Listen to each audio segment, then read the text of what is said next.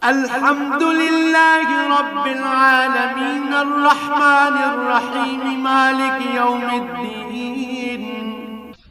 সমস্ত প্রশংসা আল্লাহ তাআলার জন্য। তিনি সৃষ্টিকুলের মালিক, তিনি পরম দয়ালু, অতি মেহেরবান, তিনি বিচার দিনের মালিক। ইয়াকা না'বুদু ওয়া ইয়াকা নাস্তাঈন। হে মালিক, আমরা তোমারই বন্দেগী করি এবং তোমারই সাহায্য চাই। ইহদিনাস সিরাতাল মুস্তাকিম সিরাতাল্লাযীনা আন'আমতা আলাইহিম গায়রিল মাগদুবি আলাইহিম ওয়ালাদ-দাল্লিন।